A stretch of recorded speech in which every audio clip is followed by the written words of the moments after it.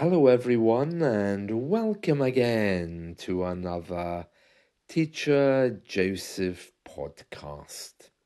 Today, we are asking what is an O.A.P? An O.A.P is an old age pensioner. Now, we never say the word O.A.P.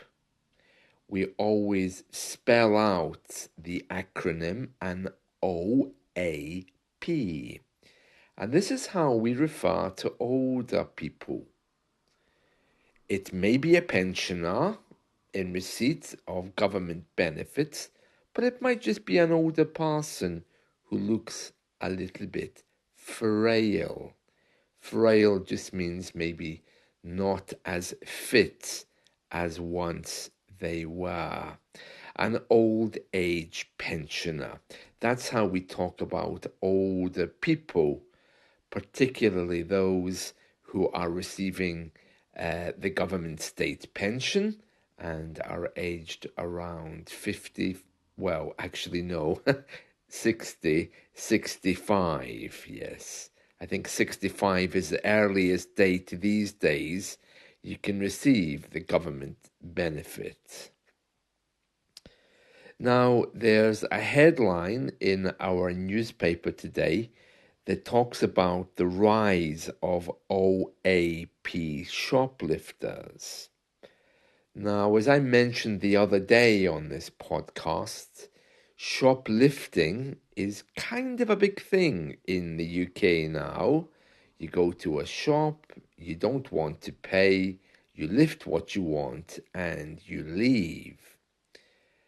Now, people do this for a number of reasons. One is because they know that the police aren't going to get there quick enough if they even make the effort. And the other is that you're not going to get stopped. Now, some shops do actually try to catch shoplifters.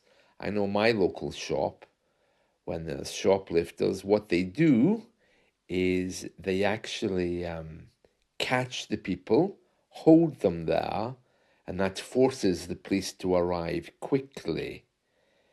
Because if they do nothing, they know that the police won't act. So shoplifting, when you take something without paying for it, is kind of a big deal here now.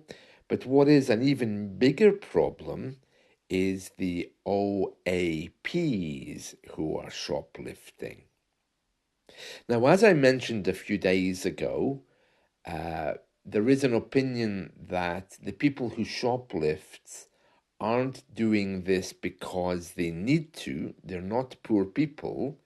It's just they don't care. It's just a habit. They know the police aren't coming, so why should they pay? It seems to be a kind of an attitude now. Many shops have employed security guards to make sure this doesn't happen. But obviously a lot of shops are losing a lot of food, so they're not trying anymore to just call the police. They're employing their own security. Now, when an O.A.P. shoplifts, it's a bigger problem because nobody really wants to stop an O.A.P. stealing. And it says here that they're stealing for personal use. That really is to do with the cost of living. They're not stealing to resell anything. So we're going to read through this story. It says here that there's a big rise in O.A.P. shoplifters. It says they've interviewed a man who runs a convenience store in Croydon, South London, and he's saying that O.A.Ps come to his shop and they steal for personal use, not for resale. And this is to do with the cost of living. And the man they interviewed says, we get pensioners, OAPs, they normally steal tins of meat, canned pork or ham, and fish. We don't prosecute them, we just take them aside and say, we know you're shoplifting. If you want to pay us later, it's fine. It comes after figures show 301 people over 60 were arrested by the police shoplifting, which is up 8% in 6 years. Let me read that again. It comes after figures show 301 people over 60 were charged with theft from shops, up 8% in 6 years. But it doesn't say what period that was for. Was that 301 people over a year, over 2 years? I don't know. They also interviewed someone who works for Tesco in South London. And he said, if I see someone older leaving the store and the alarm rings, because you know they have those security tags, I would find it very hard to stop them. So it looks like if you're an OAP, an old age pensioner, people are easier about this than they would be if you were young, because they would become very difficult and would arrest you immediately or at least apprehend you. A campaigner for older persons, older people, she said, if you don't have enough cash to buy basic food and items, you may be driven to take extreme measures. Yeah, I can see that that would be a problem. Although I don't think older people are that poor, are they? I mean, these days, I mean, they're putting forward the idea here that somehow it's more excusable for OAPs to shoplift. I'm not sure if I agree with that or not, to be honest.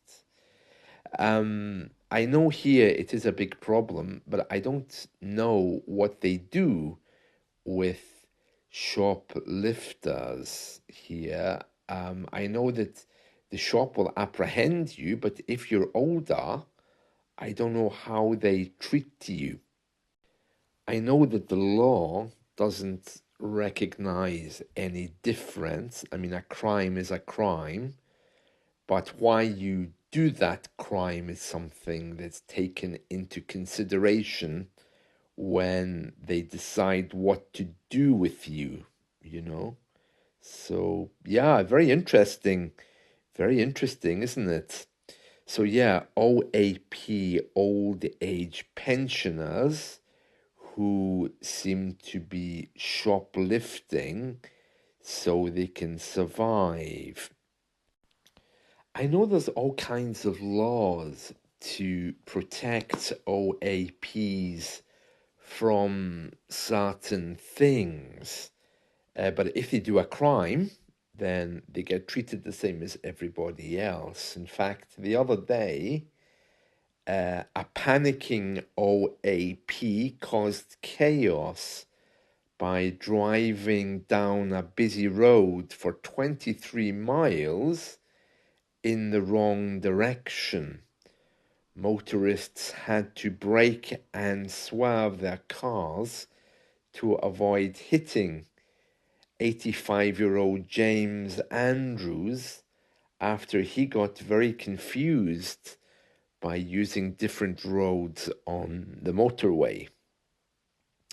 When police managed to stop the retired miner before he caused a tragedy, he explained that he was feeling a bit confused. Horrified drivers braked and swerved to avoid a head-on collision, and he narrowly missed other vehicles after getting a little bit confused on the roads. He was taken to court, and they understood that he was an OAP, and he was from this area where I currently am. And I think that was taken into consideration. It had been a frightening experience for him as well, because he had been visiting his brother somewhere else. So he was arrested and interviewed that day, and it took 2 years for that case to get to court. So this wasn't recent. The court case was recent, but him doing this wasn't. So he admitted dangerous driving. He was told to pay £730 in fines and costs, and was banned for a year, prohibited for a year from driving. So banned and prohibited are synonyms. So there we are. That's just an example of how the law doesn't really treat you differently if you commit a crime. But obviously, if you are older and there's reasons why you've done this, they will look at your age and your circumstances, yes. But yeah, I've only ever seen an OAP shoplift once, and it was a really weird thing. Now, this was many, many years ago. I was a child, well, teenager, yeah, teenager.